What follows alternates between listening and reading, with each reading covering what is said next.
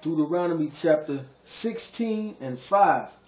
Thou mayest not sacrifice the Passover within any of thy gates, which the Most High thy power giveth thee. So we see this is very important. You cannot sacrifice the Passover lamb outside of the gates. You can't. It has to be done in the land that the Most High has put his name. So we know that that's why the Mashiach had to be killed there. And in order to keep the feast according to the law, everything has to be done this way. You see what I'm saying? Let's get, keep reading. Verse 6. But at the place which the Most High thy power shall choose to place his name in, there thou shalt sacrifice the Passover at even, at the going down of the sun, at the season that thou camest forth out of Egypt. See that? So we keep seeing where the place where the Most High has put his name. We keep seeing this thing constantly repeated. Exactly. Let's get to it. Let's see where the Most High placed his name. Let's go to 2 Chronicles, the 6th chapter and the 6th verse. Remember, precept upon precept, line upon line, line upon line, here a little, there a little. Exactly. So don't try to run with just one script. Are we going? 2 Chronicles 6 and 6. That's how you gain proper understanding. When you precept everything up. You know what I'm saying? That's very key. And that's one thing Israel do not do. And we learned that from them heathens. Getting up there, you know, pastors get up there, read one verse, and then get the rambling on. Don't give you no understanding because he don't know how to properly precept. And that destroys your understanding. 2 Chronicles 6 and 6. 2 Chronicles chapter 6 and 6. But I have chosen Jerusalem. Yeah, he has chosen what? But I have chosen Jerusalem, that my name might be there, and have chosen David to be over my people Israel. You see that? So that's the place that the Most High has chosen to put his name at. Most of us knew that, but we needed to read that so we can see what those things that we just read according to the law regarding Passover. So coming out of the land, the Most High led Moses to tell him, look here, you can't keep the Passover any place you want. Keep it right here. Then when you get to your land, follow these ordinances. That is very, very important. Let's get another one. Go to the 7th chapter and the 16th verse. You got anything you want to add? Okay. 2 Chronicles 7 and 16. Let's get another precept on the name aspect. 2 Chronicles chapter 7 and 16. For now I have chosen and sanctified this house, that my name may be there forever. The Most High's name is there forever. This is why the Most High is jealous over that land. His name is there forever, even though the heathen has destroyed our temple because of our disobedience. That's where the Most High's name will dwell forever, even into the new kingdom. Read on. And mine eyes and mine heart shall be there perpetually. Perpetually. So he's always in regard to the place where he has placed his name. So now we see Jerusalem is the place where the Passover is to be sacrificed, where the Mashiach had to be killed, unfortunately, for our sins, so on and so forth. Let's keep it moving. Let's take a look at when our people came out of the Babylonian captivity. Let's see them keeping Passover according to Scripture. This is very key because right now we're in the land of our captivity. So we can't properly keep it. Those people over there inhabiting our land got our land defiled. The Levites is spread all out. So on and so forth. We can't do it properly right now according to Script. But let's check out how they did when they came out of captivity. 2 Chronicles 30 and verse 1.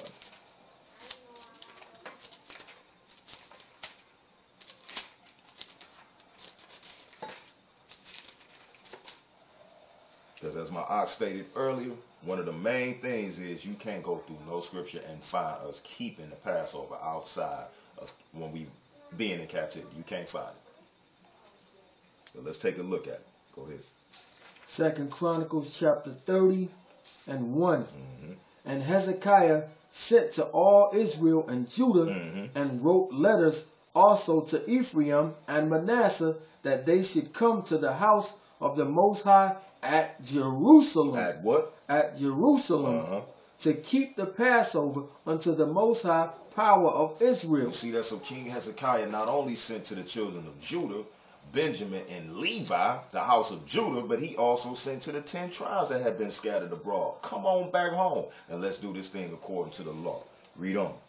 For the king had taken counsel, and his princes and all the congregation in Jerusalem, to keep the Passover in the 2nd month. Now, the reason they had to keep it according to the 2nd month was what? According to the law, if you were not clean, if you were not in proper format, the Levitical priesthood in proper stature, to offer sacrifices in righteousness and cleanliness, you was to keep it the 2nd month. Or if you was in a journey far off, you had to keep it in the 2nd month. That was a lie. So this is what they had to do. Read on. For they could not keep it at the time, because the priests had not sanctified themselves sufficiently, neither had the people gathered themselves together to Jerusalem. To what? To Jerusalem. You see that? So the people hadn't even came to the land. Once again, that's key. To properly keep it, you got to go back home, people. Read on. And the thing pleased the king and all the congregation. So they established a decree to make proclamations throughout all Israel, from Beersheba even to Dan, that they should come to keep the Passover unto the Most High power of Israel at Jerusalem. You see that? It keeps specifying at Jerusalem, the place where the Most High has put his name there. Now, this is one of our kings that is versed in the law. This is why he knew how to, wait a minute, we got to get that decree out there, get all Israel back in here. We got to do this thing according to the law. You know what I'm saying? They wasn't in Babylon sitting there like, hey, let's get together and let's have Passover. Right. They wasn't doing that, people. And if you're being honest with yourself, you already can see it. Just off these precepts we showed you right here, you already can see it.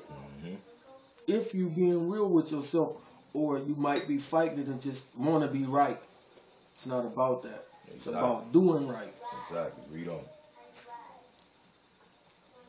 At Jerusalem, for they had not done it of a long time in such sorts as it was written. Read that last portion again. That's key. This is a very key precept right here. Read that again. For they had not done it of a long time in such sorts as it was written. You see that? And guess what? According to the book of Hosea, the Most High said, I'm going to cease your feasts and all of that because of the evil of your doings. And now we are not keeping the Passover or many of our feast days in righteousness according to as it is written, just like they did. We done been here almost 400 years. It's been a long time. And we not doing it according to righteousness. If you call yourself trying to keep this thing. Read on. So the post went with the letters from the king and his princes throughout all Israel and Judah, and according to the commandment of the king, saying, Ye, children of Israel, turn again unto the Most High thy power of Abraham, Isaac, and Israel, and he will return to the remnant of you that are escaped out of the hands of the king of Assyria. And be not like your fathers, and like your brethren, Okay, go ahead. which trespass against the Most High your power of their fathers, who therefore gave them up to desolation, as ye see. Drop down to verse 13. Verse 13. And there assembled at Jerusalem. Once again, the people assembled in our homeland, where the Most High's name is. Read. And there assembled at Jerusalem much people to keep the feast of unleavened bread in the 2nd month, a very great congregation. You see that? And that's what's going to take place in the kingdom, people. If we are blessed to make it, we'll be doing the same thing just like they did when they came out of captivity. So yes, we know that this thing is very important. We zealous of keeping the Most High's law, but let's do it according to how the Most High stated. Let's continue to read. Read on. Verse 14. And they arose and took away the altars that were in Jerusalem, and all the altars for incense took they away, and cast them into the brook Kidron. You see, now why did they have to do that? Because it was greatly defiled. Just like our homeland today has to be cleansed when we get back there. We can't even go back there now and keep it in righteousness because it's defiled under the Gentiles, trodden underfoot. That's why they was throwing that stuff into the river. Read on. Then they killed the Passover on the 14th day of the second month, and the priests and the Levites were ashamed. They was ashamed because they knew they was unclean. And what did they do? And sanctified themselves and brought in the burnt offerings into the house of the Most High. And they stood in their place after their manner according to the law of Moshe, the man of the Most High. You see that? So the Levitical priesthood was back assembled like it was supposed to do their duty. Do we have that today? Be honest. According to the law of Moses. That's what it says. Exactly. Read on. According to the law of Moses, the man of the Most High, the priests sprinkled the blood which they received of the hand of the Levites. For there were many in the congregation that were not sanctified. Therefore, the Levites had the charge of the killing of the Passover for everyone that was not clean, to sanctify them unto the Most High. For a multitude of the people, even many of Ephraim and Manasseh, Issachar, Zebulun, had not cleansed themselves, yet did they eat the Passover otherwise than it was written. But Hezekiah prayed for them, saying, the good Most High pardon everyone. Now, that's very key. These people are people that had came from the 10 tribes that kept it. They didn't do it according to as it was written. And King Hezekiah had to do what? Prayed for them. And this is the same function that the Mashiach is performing for us. He's our high priest and our king under the order of Melchizedek, doing the same thing for us. So our people that's caught up in keeping Passover according to as it is not written, you have grace right now, but let's learn proper format according to the Most High. So Mashiach won't have to keep praying that you be pardoned. Read on. That prepareth his heart to seek the Most High power of his fathers, though he be not cleansed according to purification of the sanctuary. Read verse 20. Read 20. And the Most High hearkened unto Hezekiah and healed the people. And the children of Israel that were present at Jerusalem kept the feast of unleavened bread 7 days, and with gladness. With what? And with gladness. You see that? They kept it with great gladness because they was back home and everything was being done according to as it is written. That brought joy to their hearts. That's the same format and spirit that we must come under. Read on. And the Levites and the priests praised the Most High day by day, saying with loud instruments unto the Most High. Yeah, so in the end, if we making it to the kingdom, all our brothers that's in loving them gospel songs and singing them great, they're going to be singing it in righteousness this time. Right. And it's going to be a beautiful thing. Read verse 22. And Hezekiah spake comfortably unto all the Levites that taught the good knowledge of the Most High.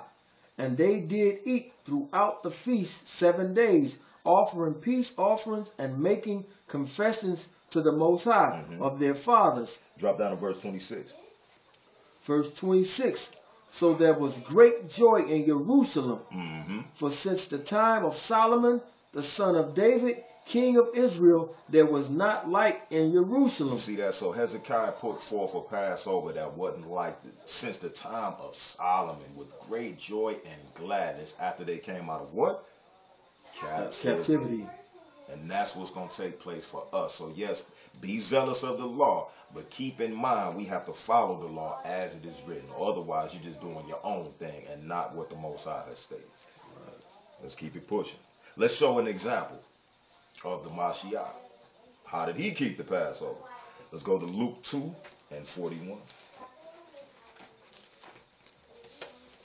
The book of Luke chapter 2 and verse 41.